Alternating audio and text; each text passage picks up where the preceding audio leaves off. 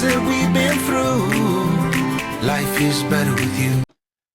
Hey guys, I'm Brian, And I'm Allison. and this is Our life in front of the bleachers.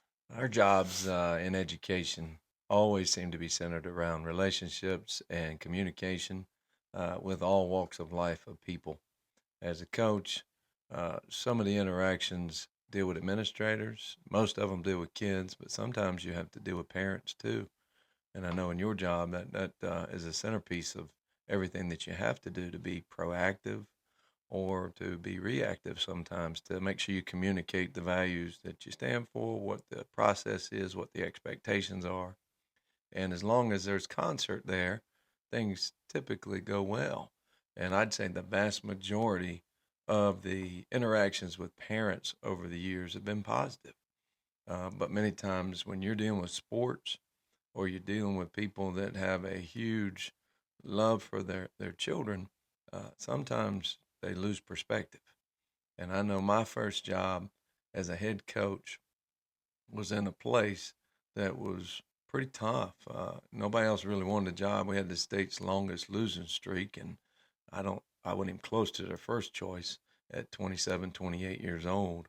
But where we moved, there was a lot of racial tension, a lot of socioeconomic tension, I would say, even just the same. So there were so many jobs that had been outsourced that this town had been dependent on for years, and in the late '90s, early 2000s, all those jobs kind of dissipated, and the economy went down, and there were so many other factors that played into the division of everybody. You remember some of those I times? think the county had redrawn some lines and there was a lottery for schools, so you weren't going to the school that was right across the street sometimes, and they were mixing and mingling um, areas, and that weren't usually done that way.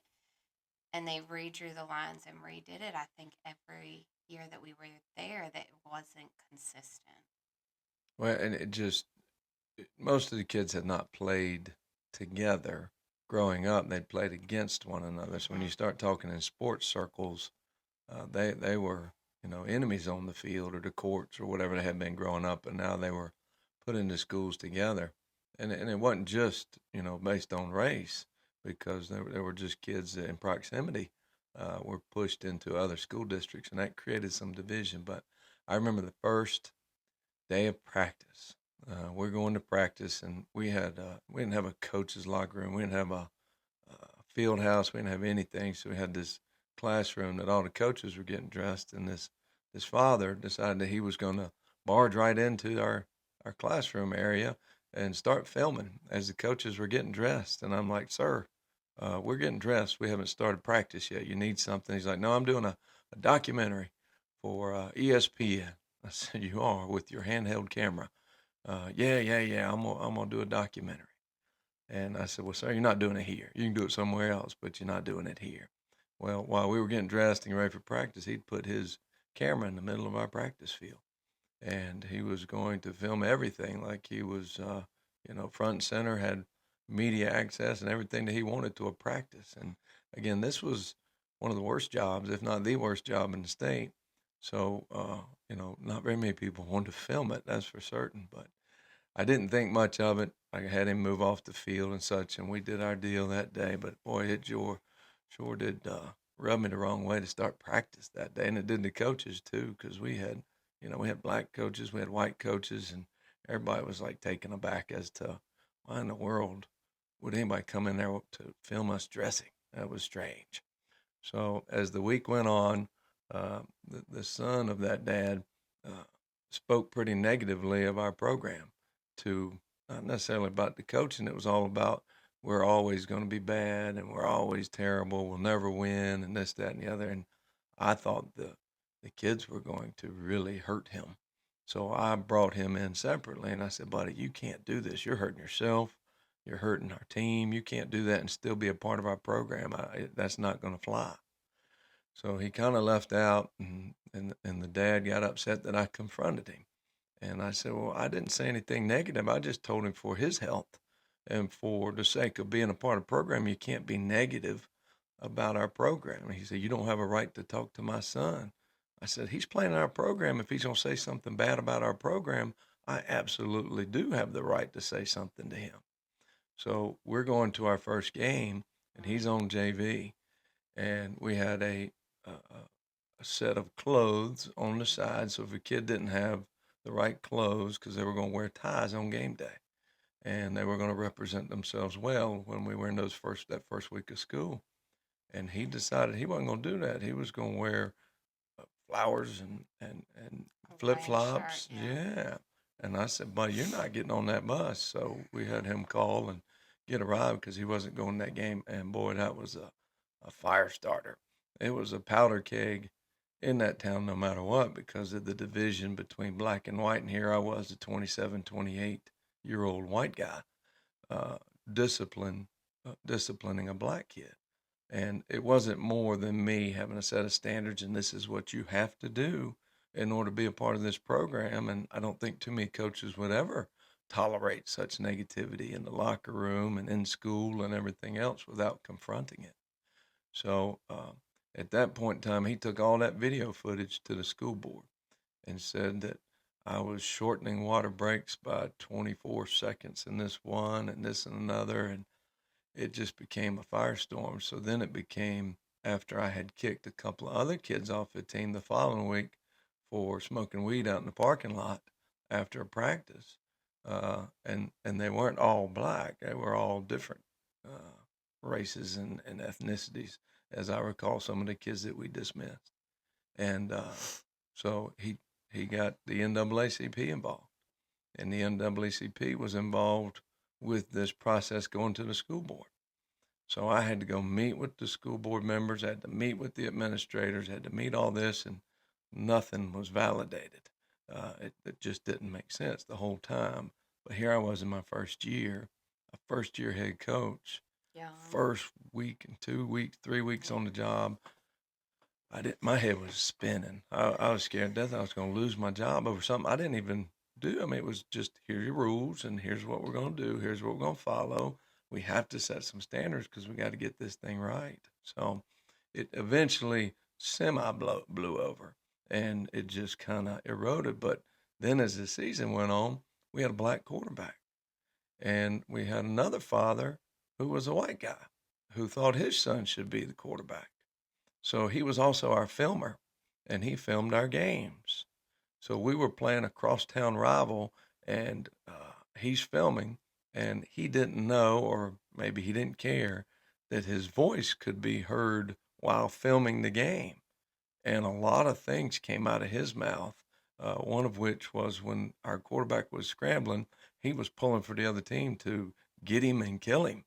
So when we're watching that video that weekend after the game, That's all I you could hear. well, I don't usually mess with the volume, but for whatever reason that game on the projector there was a volume on it. So all our coaches are like, "Holy cow, I can't believe he just said that." So Hmm. I called him that day and I told him, "Hey, he was in the booster club and all the other stuff." So I said, "You need to come up here and we need to talk." So he was in the room and had all the coaches in there. And I said, "Hey, can you look at this video for me and tell me what's wrong?"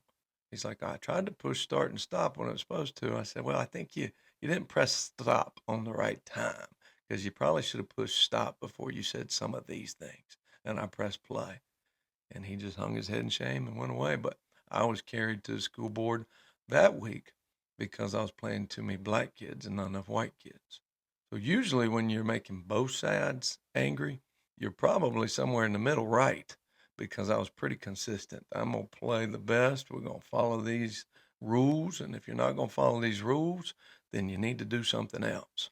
So, but it just was a constant drain of emotion having to deal with irrational parents and parents that, in that fragment of society where it was during that time, again, it was a powder keg and people were looking for reasons to be angry and they were looking for people to project their anger onto. And sports is a great way and a great venue to do it because you pay your $5, $6, $8, $10. You think you have the right to say whatever you want to, whenever you want to. But it does fragment the team and it's very frustrating because all the work you put into the togetherness factor, all of a sudden it can be undone by some people that are, saying some just irrational stuff, things that have no warrant, no merit, and they're just trying to bring attention to themselves because I think sometimes it's more about them than it is their kids. And the kid that I disciplined initially, he was contrite. He was very much apologetic after that went down, and wanted to be a part of it. But his dad took it to the next level and made it more and more problematic for him, and he ended up transferring schools and going to another place. And I just hate it for the kids when parents get in the way, and you can Mm-hmm. probably attest to that as well. Yep. Um, and most of my stuff is, I mean, I remember parents. I hear them on the sidelines. I do not sit in the stands, and that's for a reason. Sometimes I'll go to the end of the field just to get away so I stop hearing it and the emotions. But it does hurt your kids because they do hear it. They hear you saying stuff, and they work hard too. They put that time in, and it just, I feel bad for them sometimes. But obviously, most of, I mean, when the kids were young, it was, I didn't want you to get hurt or be frustrated or anything like that.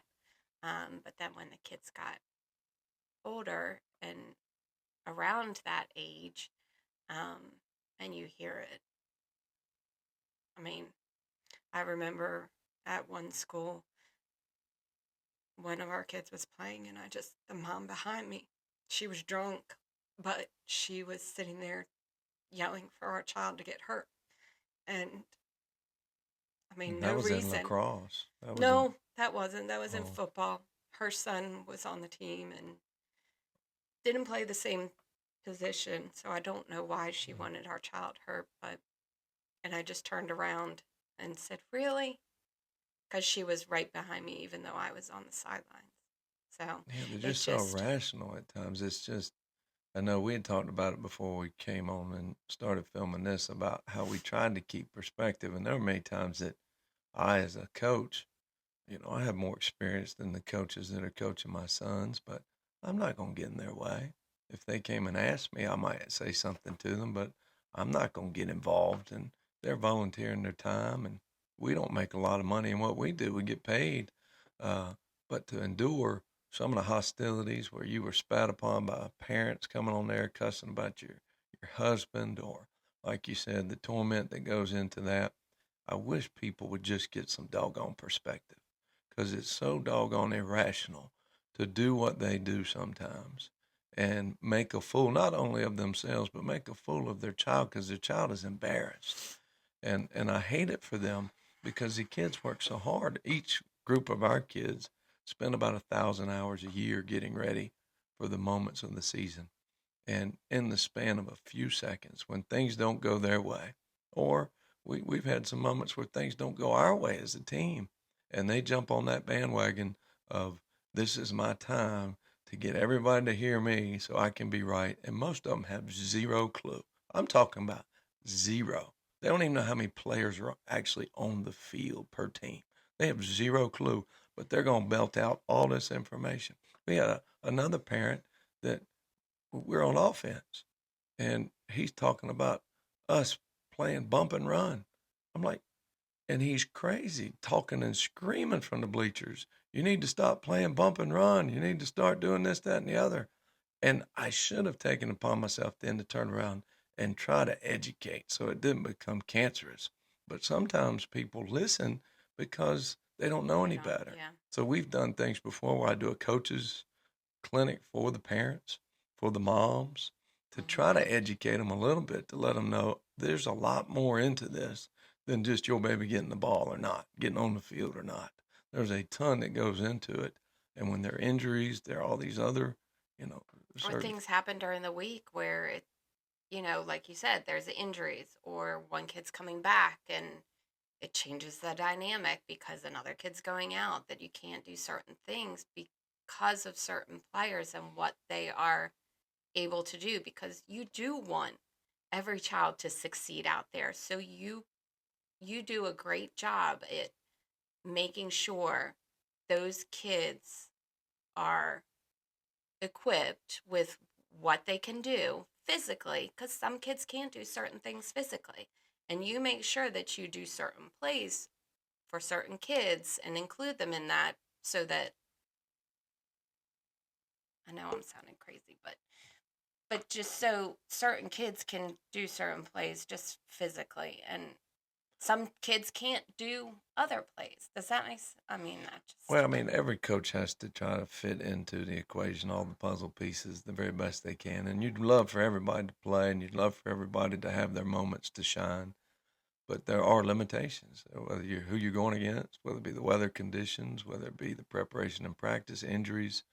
There's just so many factors that go into it. And, I don't know that we always go into every single moment saying we have to get this kid the ball, that kid the ball, this, but the parents only concern themselves with that one thing. And then if there's something negative going on in their lives, this is the projection that they get to use as a catharsis on Friday nights. They get to use this as a means to get all of their anger and hostility and blame that for all of the other problems that might be going on in their lives. And I hate that. I hate it in education. And we take a beating. Teachers in general take a beating from parents who refuse to discipline their children at home, but yet expect the teachers to bend over backwards and continue to give chance after chance after chance. And we never get to the point where we equip these young people with resiliency and the ability to understand pragmatically that you have to do certain things in order to get certain things in life. And I hate that it's evolved so much to the point that we in education are fearful of parents. Everybody's fearful of parents. Administrators are fearful of parents. Uh, Coaches are fearful of parents. The kids are even fearful of the parents, and ain't nobody in charge. And the kids kind of do what they want to when they want to at times.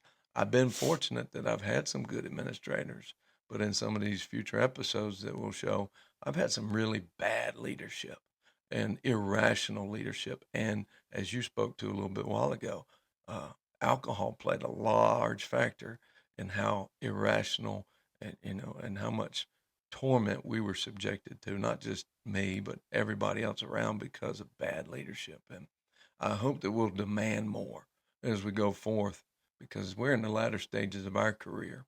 And I think it needs to be addressed. I think it needs to be one of which that we get in front and create a positive parent coalition so a group of parents can feel empowered, just like those that want to be empowered to say stupid stuff. Why don't we get a group of parents that are empowered enough to stand up and say, hey, shut up. You're stupid. You need to stop saying so much stupid stuff because you're not helping your kid. As a matter of fact, you're hurting all the rest of them. And be able yeah. to stand up and have that authority and have that, that dominion that says, all right, we're going to go ahead and we're going to go ahead and rally because this is the culture that we want our kids to be a part of. And the other thing is, you and I do a great job of creating a positive culture, one of which that the kids want to be a part of, Mm-hmm. and they take value in it, and they don't want to let you or me down. But then you got your parents that are dividing that, and sometimes you got a kid who loves their parents as they should. We know the parents love their kids. Uh, then they're tormented They and are. they're torn. What do I do? Do I listen to the coach who's guided me through this for 1,000 hours at least to this point, trying to get us to the point Or do where I listen to my parent? yeah, and then you're torn. Which one's going to help? Well, neither one of those are going to help in the moment because the kid's going to be so stuck in the middle. He's not going to be able to play as hard. She's not going to be able to play as hard, nor execute as well because their emotions are off the chart. And I tell our kids all the time, emotions are liars. Stop living. You can use them, but don't live through emotion because emotion is just one of those that becomes, number one, temporary. But if it becomes permanent, then you make decisions that are permanent, and those are bad deals. So my hope is that we can start pushing the notion of creating an entitled positive parent coalition that'll stand up and tell everybody that does not happen here. Is that realistic? Probably not, unfortunately. because so many people are in this day and age afraid of confrontation. And I don't fear confrontation. I really don't. The problem is many times is what am I going to do with it if I create it? I don't want to create hostility or tension or confrontation if there's not an end result that's going to be positive for everybody in the long run. So if it's not going to help the kid, I'm not interested because that's what our job Mm-hmm. is to help the kids.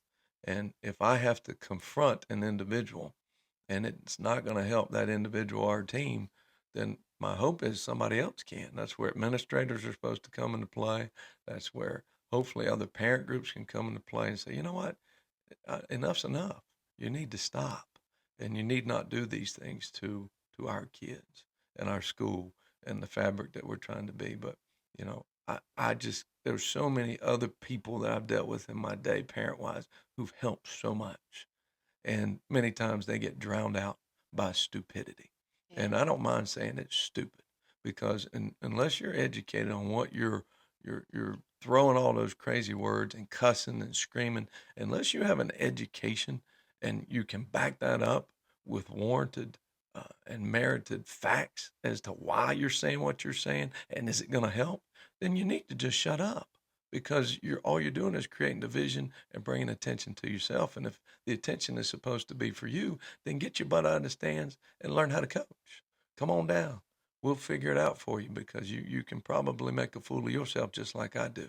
And we'd love to be able to see you out there. But I'm almost certain most of those parents don't want to, get paid less than $1 an hour, which we usually get paid if you put those thousands of hours uh, to use in what we do for our kids and for our program. They don't want $1 an hour. All they want to do is pay their $5 to $10 and have a way to beat on a pillow like a catharsis and be angry at somebody. So um, that's my rant, and I know I gave you a couple words. And I'm sorry I didn't give you more, but so many good people are getting driven out of this profession. Officials, Mm-hmm. they're good people. They're officials. I don't like all them stripes, that's for sure. But I think they all have good meaning and good purpose. They want to be out there for the right reason. Teachers, coaches, administrators, just anybody who is giving of their time in a service like this in our profession demands respect. And if you can't have that respect for those people and have a civil conversation when emotions are no longer a part of it, then you have no merit whatsoever, and you have no deserving nature to be a part of the process. And if they'll stop and get a hold of this, and somebody will stand up and say, you need to shut up or you got to go. You're going to be positive. You're going to help us. If you got a problem and your son or daughter's being mistreated, let's talk about it later. But if he's not getting mistreated and it's something that's not certainly hurting anybody, then you need to go ahead and get some perspective because we don't have so much time, especially if our kids are playing. There's only so much of a window. Let's make it positive Right. because they ain't going to the NFL. 99.99999% will never make it as a profession. So let's enjoy it while we have it. I'm going to make some mistakes. You've definitely made mistakes as a parent, as we have made mistakes as parents, but keep some perspective and do us all a favor. Do this. Yay. Or just shut up because that's the way it needs to be. Hey, this is Our life in front of the bleachers. Who to Who.